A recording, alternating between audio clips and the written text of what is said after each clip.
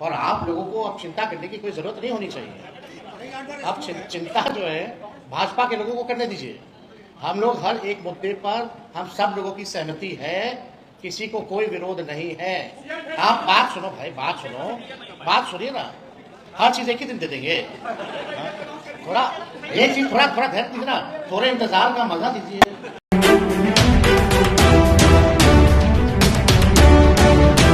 तेजस्वी यादव के नेतृत्व में आज इंडिया गठबंधन की बैठक तो हो गई, प्रेस कॉन्फ्रेंस भी हो गई और उस प्रेस कॉन्फ्रेंस में जो बातें बताई जानी चाहिए थी वो बता भी दी गई। लेकिन सबसे दिलचस्प मामला यह है कि इस प्रेस कॉन्फ्रेंस में पत्रकारों को वो जानकारी नहीं मिली जो जिसकी वो उम्मीद कर रहे थे। और यही कारण है कि एनडीए के नेता भी अब कोई खास बात इस पे कहने को तैयार नहीं है, क्योंकि उन्हें जो सूचना चाहिए थी, जो इन्हें इंफॉर्मेशन चाहिए थी, वो इंफॉर्मेशन मिल ही नहीं। लेकिन फैसले तो काफी महत्वपूर्ण हुए हैं, इसलिए आज हक की बात इरशादुल हक के साथ में हम उन फैसलों का जिक्र करते हैं जिसका जिक्र प्रेस कॉन्फ्रेंस में नहीं किया गया और ना ही मीडिया के सवालों के जवाब के रूप में उसे दिया गया। पत्रकारों ने बार बार प्रेस कॉन्फ्रेंस में पूछा कि भाई किसके नेतृत्व में चुनाव लड़ेंगे, इस पे कोई खास जवाब नहीं दिया गया। साथ ही साथ यह कि कौन किस सीटों पे लड़ेगा, कितनी सीटें पे कौन लड़ेगा, क्या सीट बंटवारा हो गया, तो इन सवालों का जवाब नहीं मिला।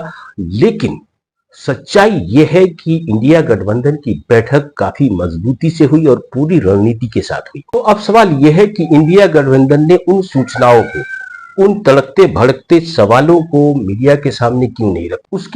उसकी वजह यह है कि इंडिया गठबंधन में जिस तरह से एकता और यूनिटी, कोऑर्डिनेशन के मामले पे जोर दिया गया है, इससे यह साफ है कि इंडिया गठबंधन अपने कुछ पत्ते अपने विरोधियों के खेमे में खलबली मचाने के लिए नहीं खोले हैं। उसकी वजह क्या है? उसकी वजह यह है कि जिस तरह से एनडीए के अंदर खलबली है, एक तो नीतीश कुमार के चेहरे पर अभी तक पुख्ता मुहर नहीं लगी है, और दूसरी तरफ एनडीए का कोई नेता कुछ कहता है, बीजेपी का नेता कोई कुछ कहता है।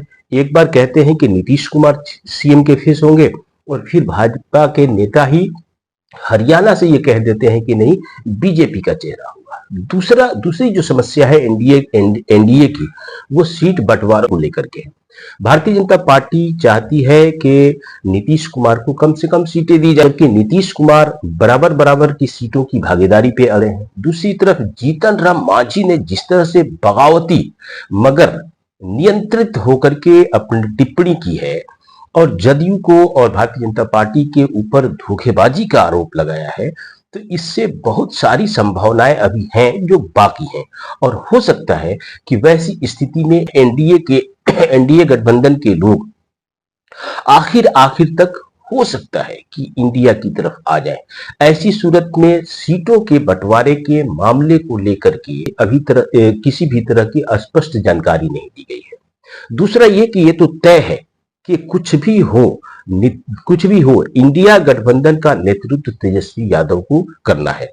इस बात पे सहमति सबकी है, और चाहे वो कांग्रेस हो, चाहे वो माले हो, चाहे वो सीपीआई हो, सीपीएम हो, और यहां तक कि वीआईपी की पार्टी हो, तो सब इस बात पे सहमत हैं कि चुनाव के बाद अगर ये गठबंधन सत्ता में आता है तो निश्चित तौर पर मुख्यमंत्री तेजस्वी यादव ही होंगे। इस पूरे गठबंधन के बैठक के बाद जो प्रेस कॉन्फ्रेंस की गई और उस प्रेस कॉन्फ्रेंस के बाद जो जानकारियां दी गई, उससे एक बात स्पष्ट है कि 2020 के चुनाव में जो अनुभव थे, उस अनुभव में कोऑर्डिनेशन की कहीं कमी दिखी थी, और उस कोऑर्डिनेशन की कमी के अनुभवों को ध्यान में रखते हुए इंडिया गठबंधन ने इस बार इस पे बहुत ही प्रमुखता से चर्चा की है।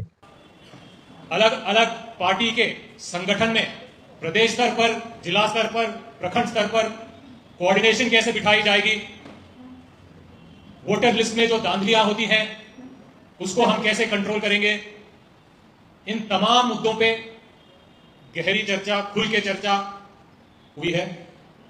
इन सब चीजों के रूपरेखा और इंप्लीमेंटेशन को मजबूती से करने में इंडिया गठबंधन की कोऑर्डिनेशन कमेटी बनाई गई है, जिसके नेतृत्व तेजस्वी जी करेंगे। और समय समय पर हम हमारी जो टीम्स हैं, कमिटीज हैं, बैठ के करेंगी, जनता के बीच में यूनाइटेडली जाएंगे। और ये तय किया गया है कि तेजस्वी यादव के नेतृत्व में एक कोऑर्डिनेशन कमेटी बनेगी। इस कोऑर्डिनेशन कमेटी में तमाम पार्टियों के 2-2 सदस्य होंगे और इस कोऑर्डिनेशन कमेटी का नेतृत्व तेजस्वी करेंगे और साथ ही साथ इसके अलावा अन्य कई मुद्दों पे सहमति बनी, जिसमें यह तय किया गया कि मीडिया के साथ कोऑर्डिनेशन कैसे हो, तो उसके लिए एक कमेटी बनेगी जो मीडिया का कोऑर्डिनेशन करेगा। एक कमेटी वो होगी जो सोशल मीडिया के मुद्दों पे कैसे कोऑर्डिनेशन करेंगे।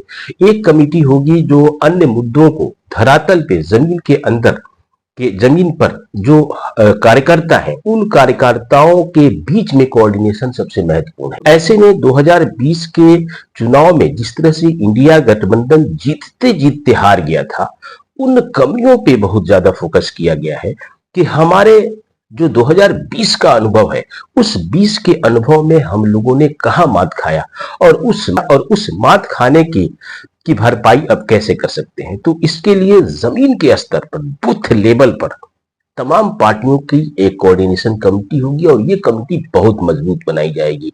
इसके जब ये बैठक खत्म हो गई तो प्रेस कॉन्फ्रेंस के में इस तरह के सवालों की गूंज सुनने को मिली, लेकिन उस तरह के तमाम सवालों के जवाब में कृष्णा अल्लारू को मांग थमाते हुए तेजस्वी यादव ने कहा कि आप बोलेंगे। और कृष्णा अल्लावारू ने साफ साफ कहा कि हम यूनिटी के साथ, क्लैरिटी के साथ चुनाव लड़ने जा रहे हैं, कोई किंतु परंतु नहीं है और हम तमाम मुद्दों पे लड़ेंगे और बड़ी ही मजबूती से लड़ेंगे।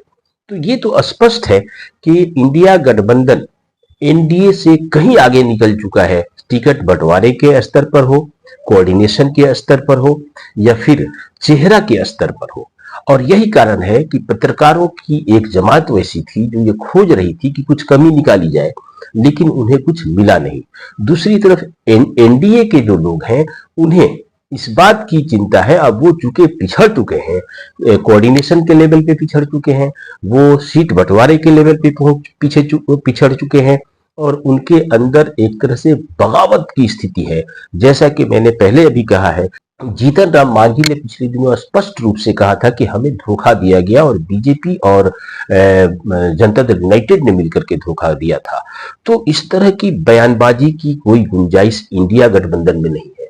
तो आप ये देख सकते हैं कि इंडिया गठबंधन ने जिस तरह से फू करके कदम रखा और कुछ मुद्दों पे रणनीतिक चुप्पी साधी है, इससे स्पष्ट है कि इंडिया गठबंधन ने एक तरह से प्रथम फेज में ये स्पष्ट कर दिया है कि एनडीए गठबंधन के अंदर सारी चुनौतियां हैं, सारी समस्याएं हैं, इंडिया गठबंधन में नहीं है।